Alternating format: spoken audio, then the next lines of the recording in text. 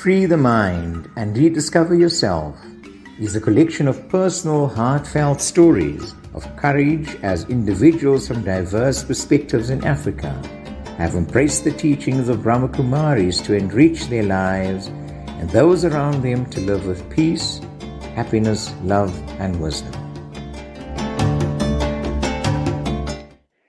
Greetings, everybody. We have a special guest in our studio, all the way from Kenya, Nairobi. But before we introduce him and give you a background of him, I'd just like to give you a brief introduction of the Ramakumari Spiritual University. In a world torn apart by materialism, we yearn for a world and life of peace, happiness, dignity, and prosperity. The Ramakumaris, with a presence in over 120 countries, including over 40 countries in Africa, has been offering a universal teaching of spiritual since 1974. The real commitment is to helping individuals transform their perspective of a world from material to spiritual. It supports the cultivation of deep collective consciousness of peace and of the individual dignity of each soul. Being Free is a collection of personal stories of courage as individuals from a diverse perspectives in Africa have embraced spirituality and spiritual principles through the teachings of the Brahmakumaris to enrich their lives and live with peace, courage, and wisdom in an ever-increasing world of chaos. It's a very brief description of the Brahmakumari Spiritual University. If you need more, you're welcome to visit our website.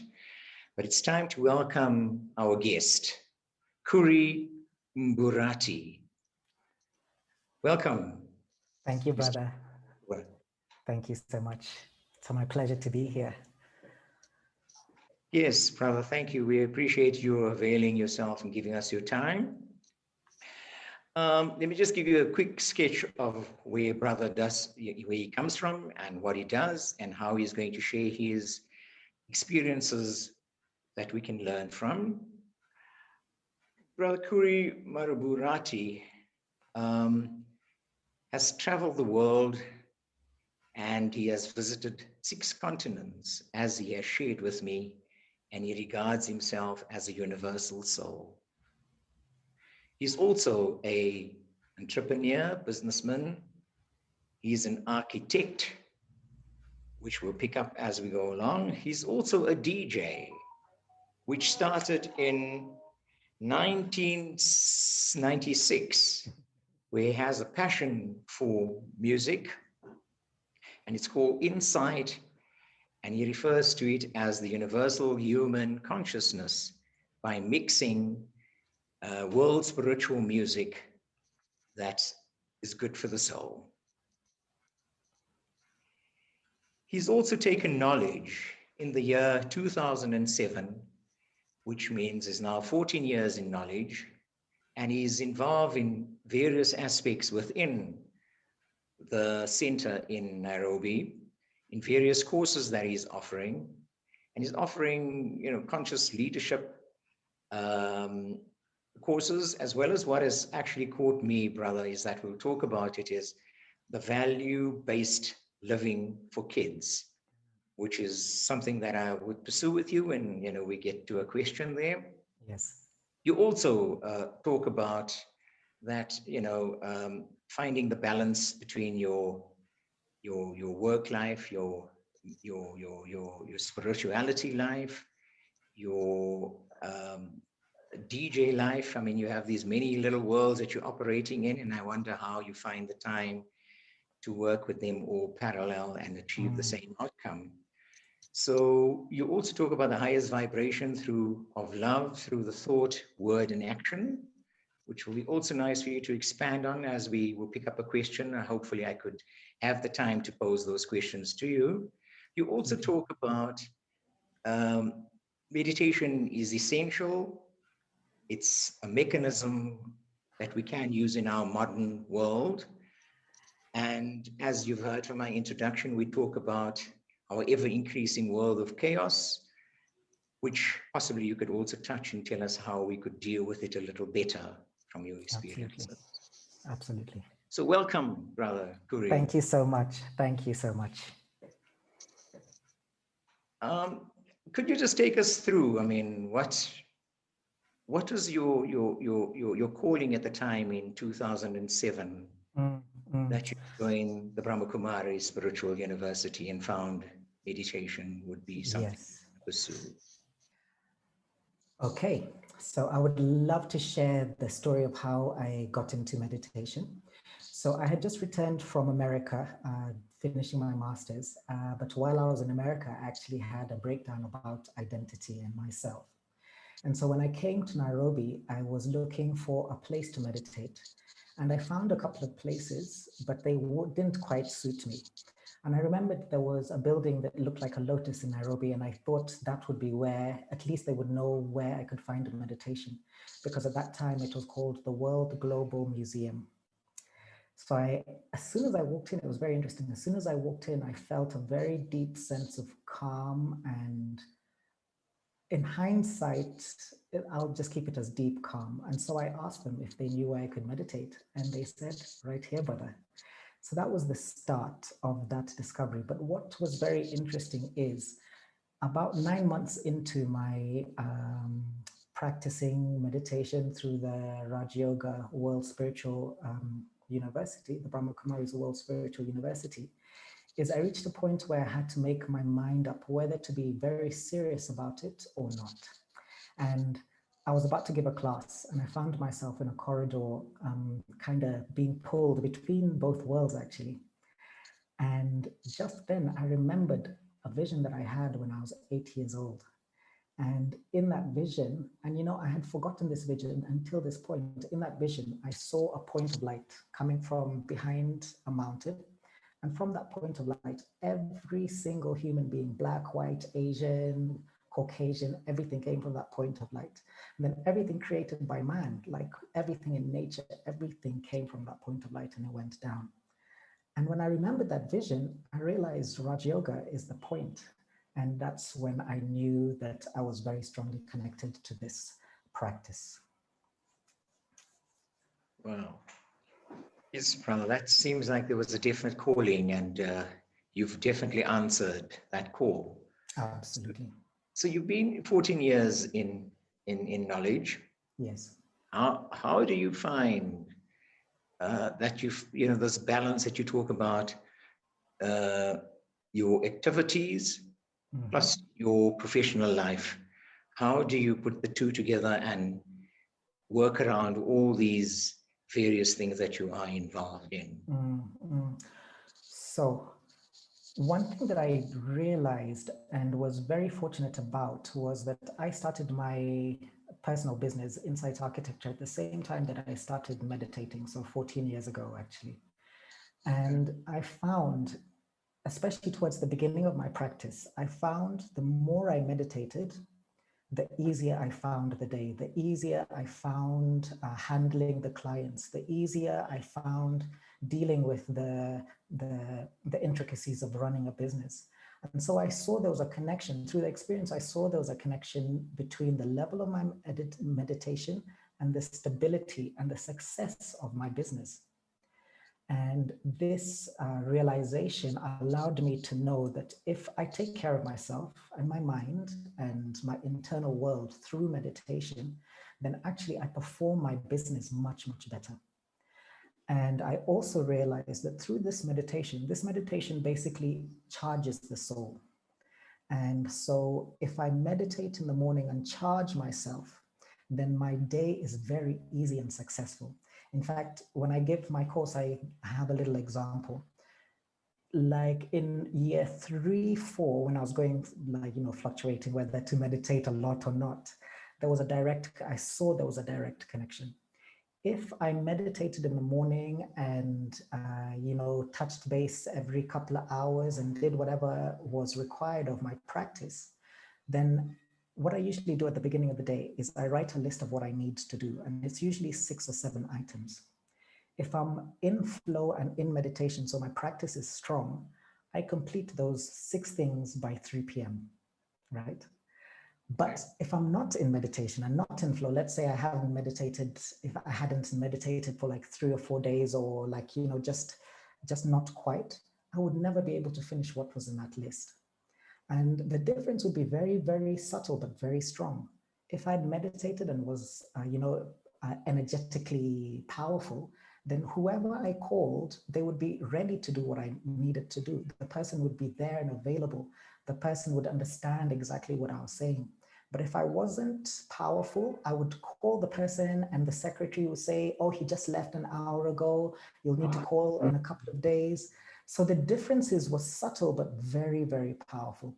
And so this is when I realized that for me to balance my life and have enough energy to be able to perform my role as a business owner and employer, and also to play my role as a functioning member of society, so entertaining people, being able to interact with them, then I needed a certain level of energy to maintain it in a way that would be beneficial to me. And that energy came through my practice of Raj Yoga. Well, brother, you've indicated to me, that your surname, Mburathi, Yes. means rain and the healing of the earth, and your professional life that you have specialized in the environmental and social responsible projects that Architecture. you involved. Yes. Is that the connection that when you came into, you say almost the same time you started meditating and your business was formed, were there any links to all of this from a spirituality? Was this the guiding force, or was that already there, or has this possibly given you the steps to move forward to these? The universe is important to us. Yes. So I had always realized that we are connected and actually part of nature.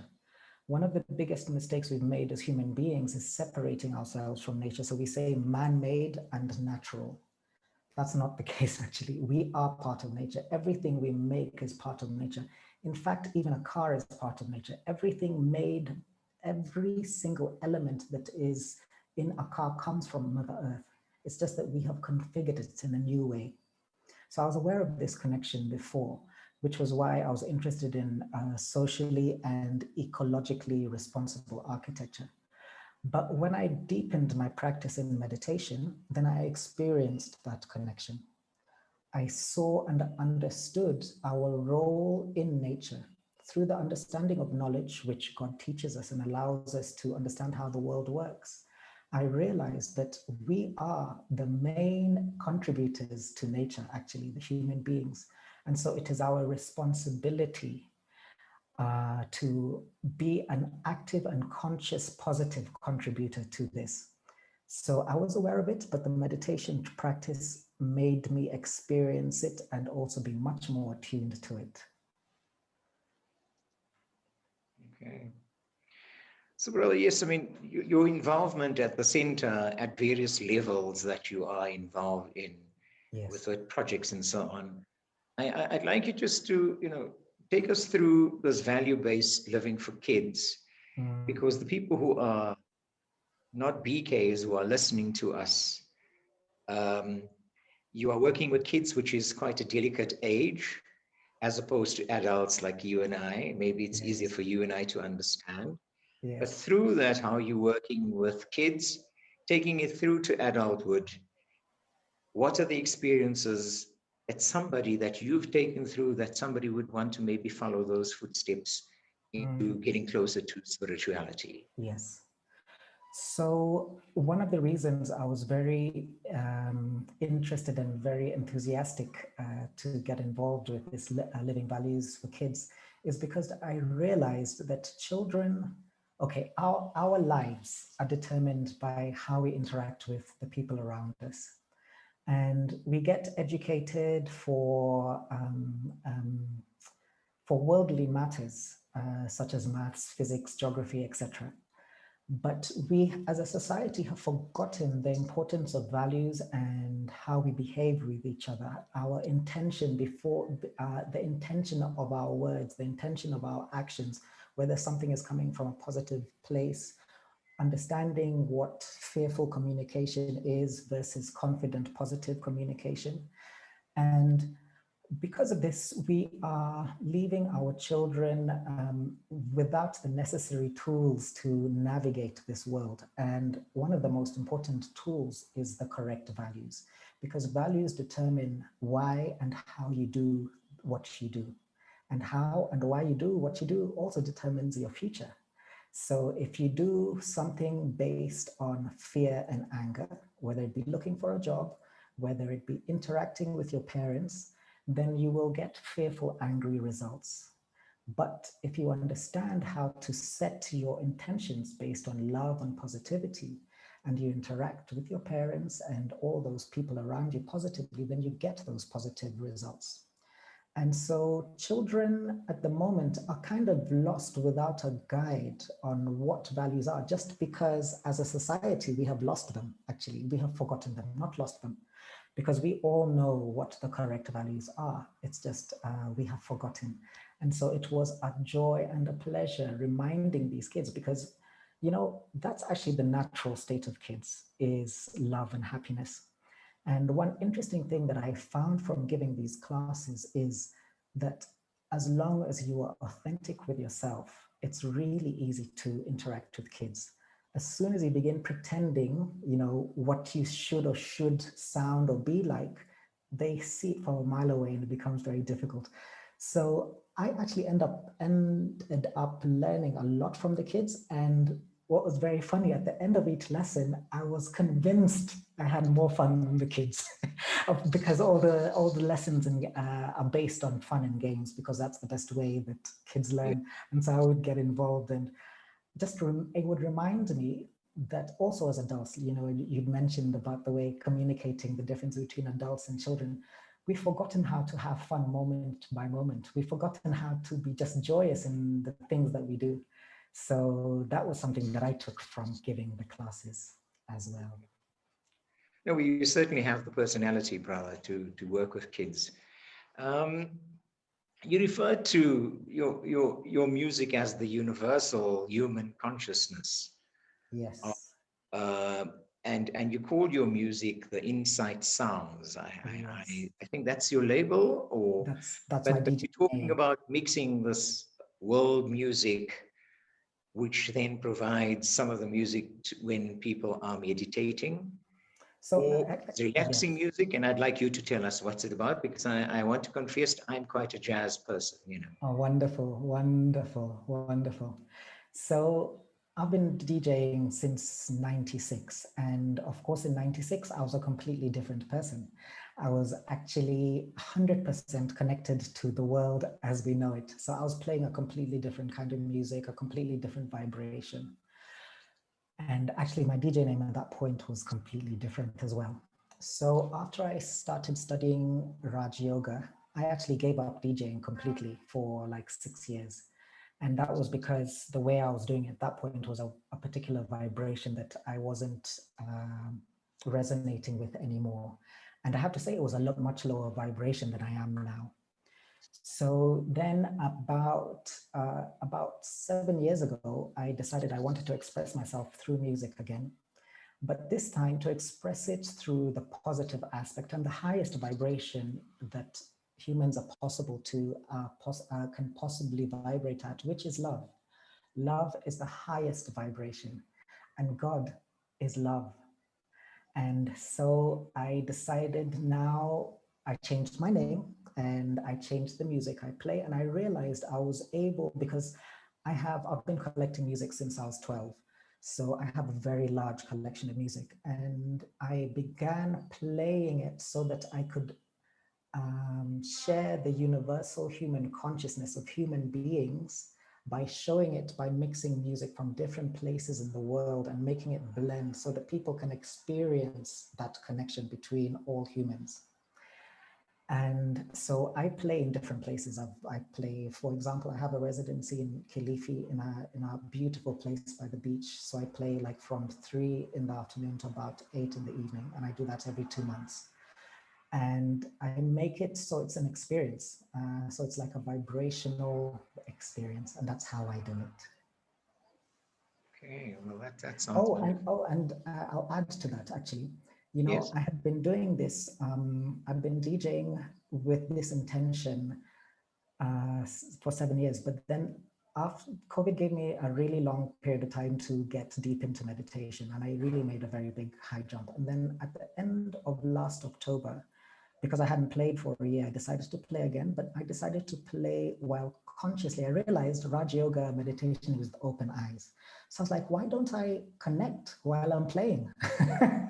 Okay. So now that's what I do. I become so conscious and I connect to source and I play. And that has massively changed the experience as well.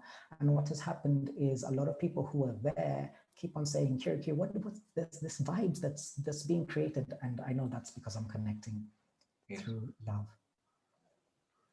So when you talk about love through thought, word, and action, Yes. what do you mean by that, brother? Can you take me through that?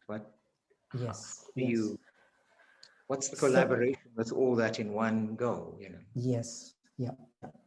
So everything we do, say, speak, comes from a certain intention, and that intention has a particular vibration. And these vibrations can be very low, and the lowest vibration is fear.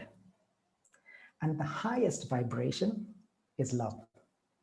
So most people are vibrating between those two places. And then, not unfortunately, but the way the world is at the moment, most people are vibrating at a much lower vibration, which is fear. And that's why we see our news content, our thoughts, the wars, how we treat our children, the abuse, all of this, depression, all of this is because we are expressing ourselves through a low vibration.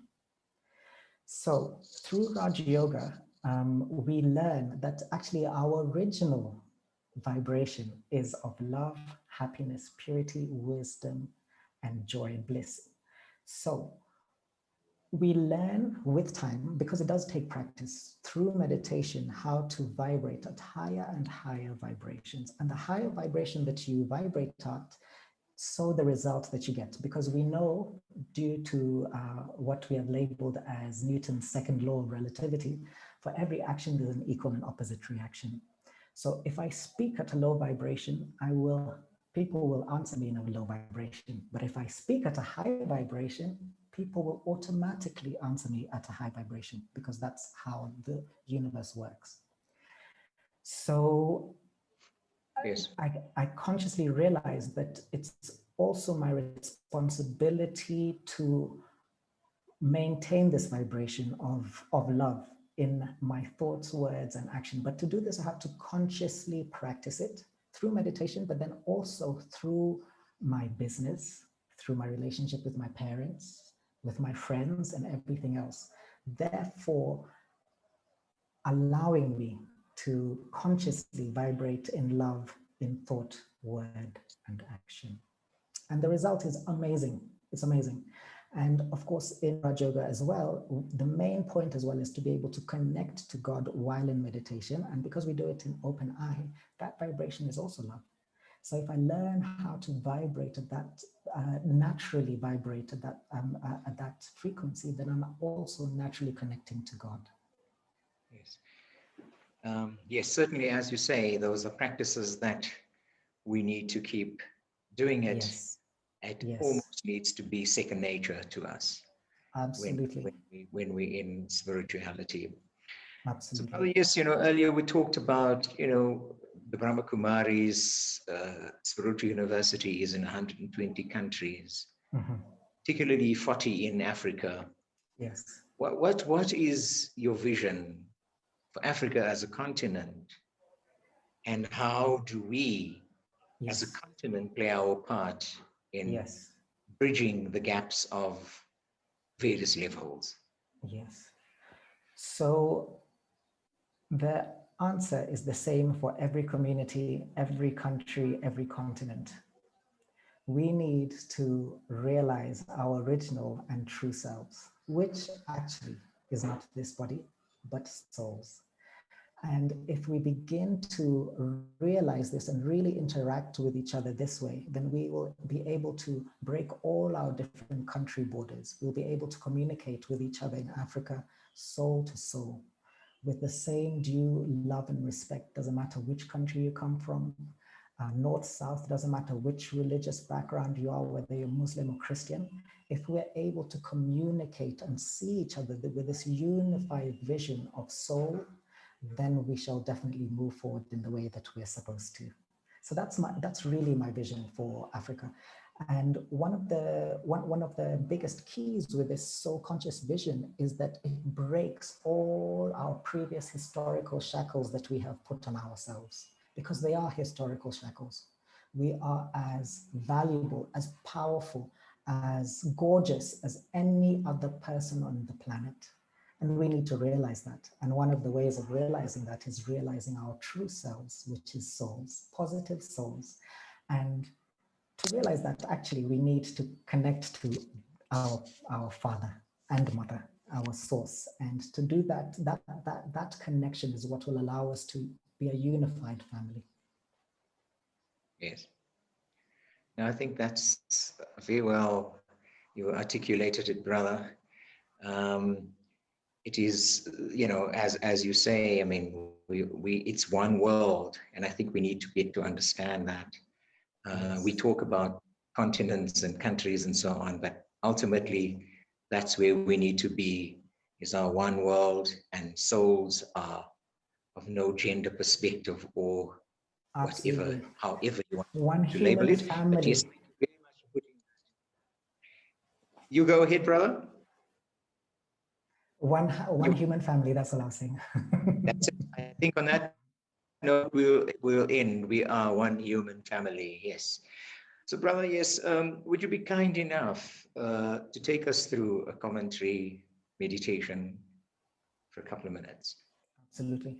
So I think for this one, Thank you. The world is going through a lot of suffering. So I think we shall play our parts and share a little of this energy that we have with the world as a way of, as a gift to the world, which we are, and we need to remember we're responsible for everything that we're experiencing. So we shall give benefit and connect.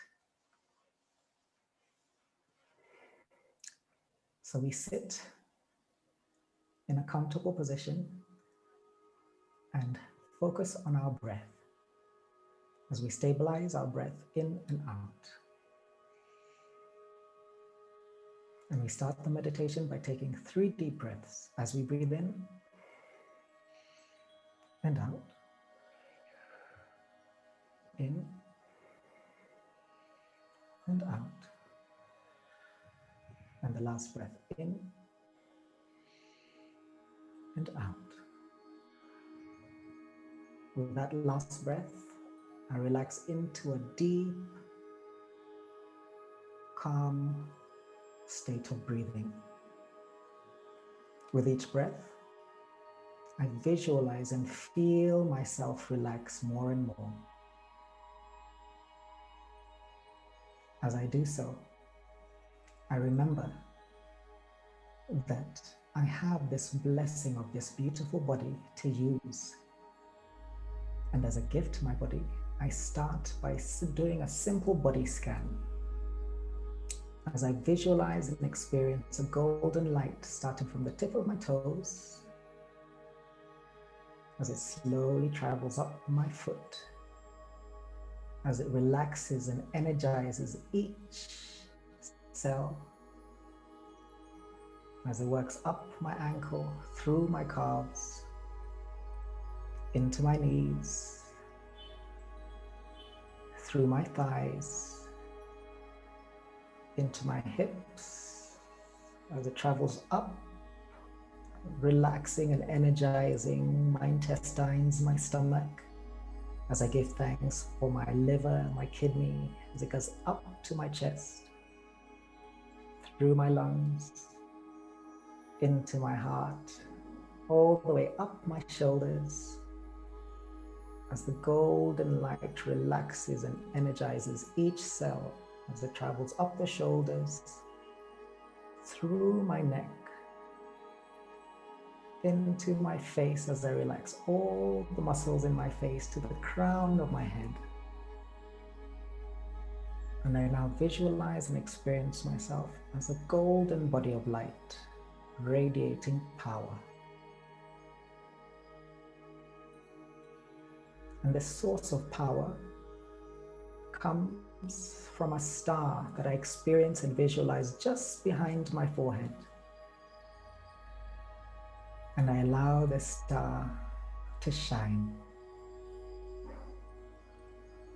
As it does so, I remember my original value of peace, and I allow waves of peace to radiate out. I am peace, and I send peace to the world. I remember also my original value of love, unconditional love, as I visualize and experience pure love radiating out. I am love.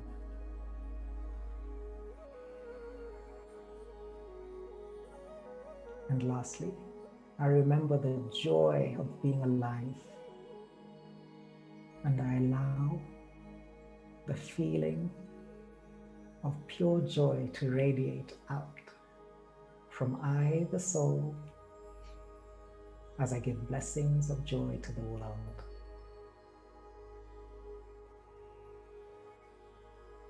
As I do this, I remember the ultimate source of all the joy, love, and peace in the world.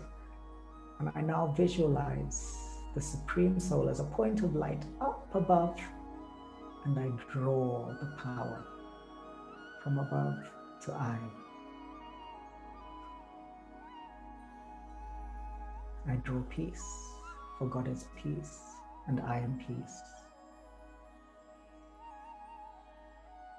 I draw love, for God is love, and I am love. And I draw joy, for God is joy, and I, my original true nature, is joy.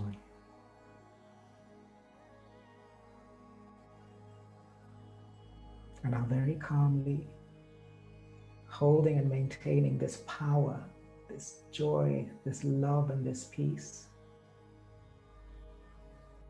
I slowly return my attention back to my breathing.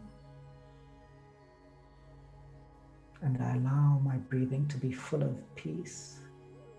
Each breath a peaceful breath.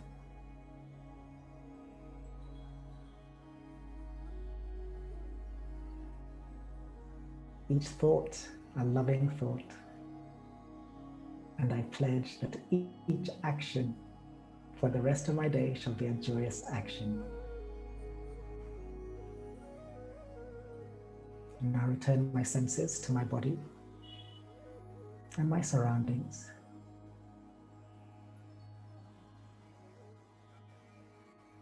As we now very calmly bring ourselves fully back to here, the present, and close the meditation by taking 3 deep breaths as we breathe in peace and breathe out peace. We breathe in love, and we breathe out love, and we breathe in joy, and we breathe out joy.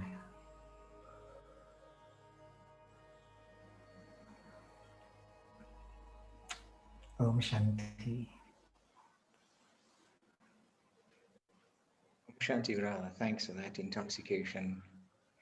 Thank you My very pleasure. much again for availing yourselves and sharing your experiences with us. Thank you very much.